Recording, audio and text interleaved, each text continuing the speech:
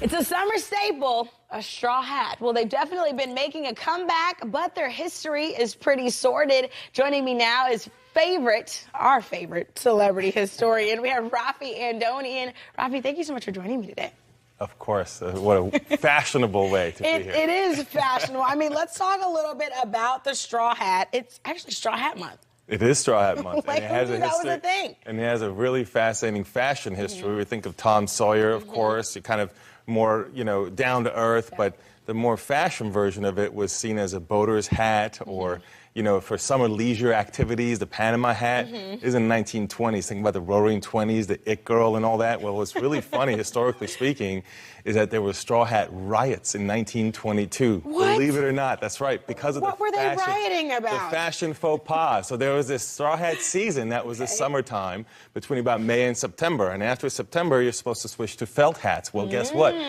Some old fogies didn't do that in New York City. And a group of boys, teenage boys, hundreds of them, began to take their hats and smash them. Well, this started a series of riots. Some of the men, especially the dock workers, fought back, and it was men against boys over the course of 8 days.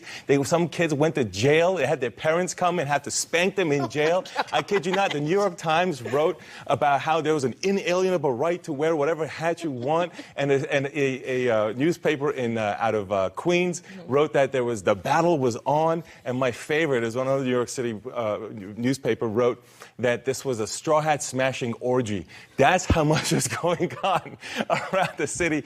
Now, after it finally calmed down, it was all because of the fact that there was this fashion faux pas. So you have to make sure, it's kind of like how we wear, white before Labor Day. You can't wear it after Labor Day. That's how we think about it. That's how they would have thought about the straw hats as well once it became fashionable. What? I had no idea. That's right. Straw hat riots. There's so much behind this straw hat. Now, this one here is from my days in the National Park Service. You see, it looks like a Smokey the Bear hat for a reason. Smokey the Bear, of course, wore a straw hat. And then one of the reasons for that is eventually, in one of the iterations, they put Smokey on there so that he can be more humanized. And the reason that Smokey the Bear comes up is in 1944, the first time, the longest running public campaign that we have had. Now, what's happening in 1944? World War II, right?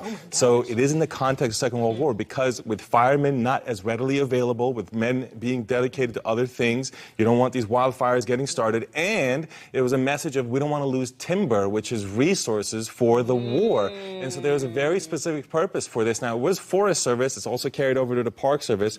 And it became popularized with a TV series. Of course, the song, Smokey the Bear, Smokey the Bear, growling and a-prowling and sniffing the air, that he can smell a fire before it begins to flame.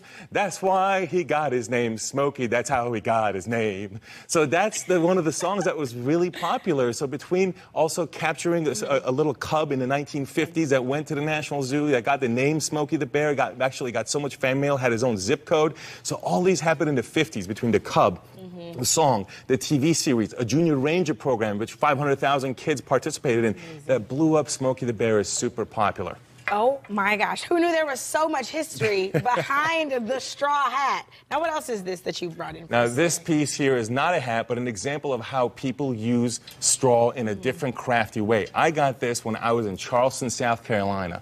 And this is part of the Gullah culture, which is a slave population's craft, using mainly sweetgrass and other local grasses to make this. I bought this in Charleston. It's unique to the low country of South Carolina, and an example of this craft that still is going on today in that region and has also been featured in the Smithsonian in a fascinating way of how straw can identify with culture and the art and another form of fashion, if you think about it, right? We talked about this form of fashion here, but this is a different form of it. There are multiple ways in which straw can play out to express a human expression. Okay, well, Raffi, I feel like I have to go buy a straw hat simply to just pay homage to Straw Hat Month, the history of straw hats in St. Louis. If you're at home and you're watching and you're interested in learning more about Raffi Andonian, our celebrity historian, all you have to do is head online to celebrityhistorian.com. He's always here bringing us history, not only locally, but across our country and the world. And we'll make sure you have access to all of his details, his Instagram and his YouTube